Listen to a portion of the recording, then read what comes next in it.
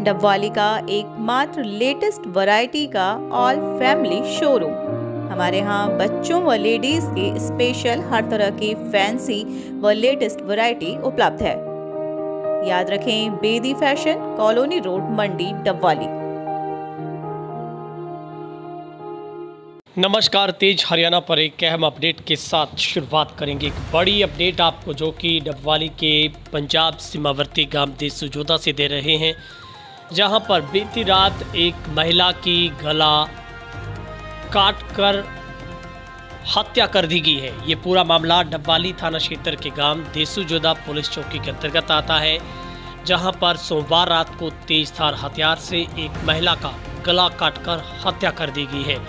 दरअसल ये महिला जो कि घर पर अकेली थी, सिर्फ उसका एक 16-17 साल का बेटा था जो कि कमरे के अंदर सोया हुआ था, और महिला अपने घर के ही आंगन के बीच में चारपाई पर लेटी हुई थी।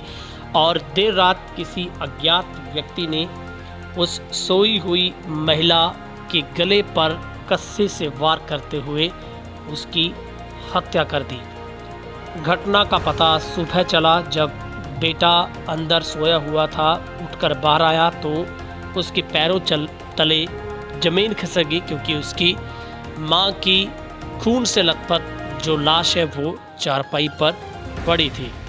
मृतका की पहचान 45 वर्षीय रानी कौर के तौर पर हुई है। मामले की सूचना मिलने के बाद पुलिस ने मृतका के शव को पोस्टमार्टम के लिए हॉस्पिटल में भेज दिया है। पुलिस ने कुछ लोगों से जो जांच भी शुरू की है, उनको साथ लेकर डबवाली सिटी एसएचओ सत्यवान शर्मा ने कहा है कि इस केस की गहनता से जांच की जा रही है और किसी भी सूरत में आरोपियों को बख्शा नहीं जाएगा। पुलिस ने आरोपियों की तलाश शुरू कर दी है और इस मामले में अभी तक इस घटना का कोई भी सुराग हाथ नहीं लगा है।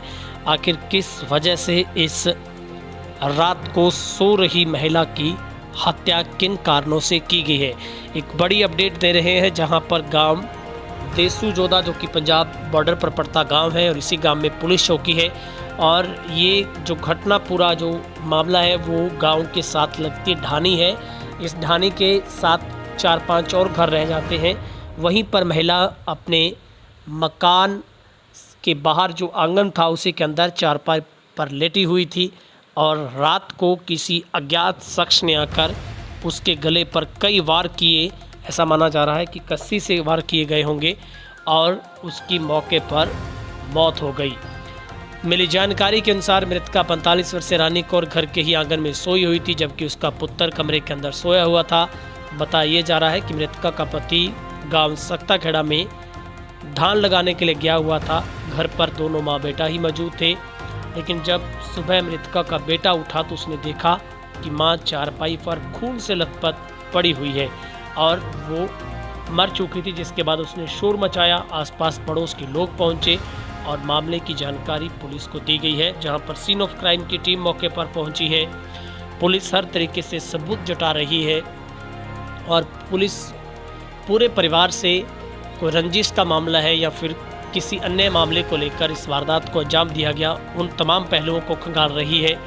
और सूत्रों की माने तो ये प्रेम प्रसंग से जुड़ा मामला बताया जा रहा है। हालांकि पुलिस इस बारे में अभी तक कुछ भी नहीं कह रही है, लेकिन जांच अधिकारी की माने तो बताया जा रहा है कि मामले की गहनता से जांच की जा रही है।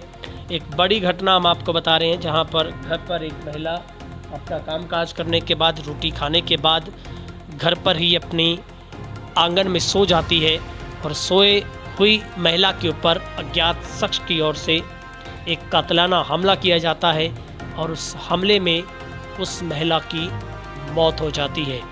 घर पर और कोई मौजूद नहीं था, सिर्फ उसका एक बेटा मौजूद था जो कि अपने घर के कमरे में सोया हुआ था। लेकिन उसकी जो माँ है वो घर की चारदीवारी के अंदर ही, जो उसका आंगन था, घर का पूरा मैदान, उसी के अंदर चारपाई पर लेटी हुई थी। और देर रात किसी अज्ञात शख्स ने उस घर में घुसकर सोई हुई महिला के ऊपर हमला किया और उसे मौत के घाट उतार दिया। क्या पुलिस इन तमाम पहलुओं पर मंथन कर रही है? क्या कोई लूट के इरादे से घर में घुसा था, या फिर कोई और वारदात को अंजाम देना चाहता था, या फिर कोई ऐसी पहले से घटना थी जो इस महिला को पता होगी या महिला उसकी चश्मदीद गवाह होगी, वो उन सबूतों को मिटाने के लिए इस महिला की हत्या की गई हो। कई कड़ियाँ इस केस में जुड़ रही है। क्या महिला के कुछ चरित्र को लेकर ऐसा मामला था कि उस शख्स को ये पसंद नहीं था, या फिर कोई और लेन देन की बात होगी। तमाम जो पहलू है, पुलिस हर पहलू को आगे रखकर इसकी जांच कर रही है और अब इस पूरे मामले में पोस्टमार्टम की रिपोर्ट भी आएगी और पुलिस अपनी गहनता से जांच कर रही है। पुलिस टीम का कहना है कि जल्द ही इस हत्या की गुत्थी को सुलझा लिया जाएगा। ब्यूरो रिपोर्ट, तेज हरियाणा।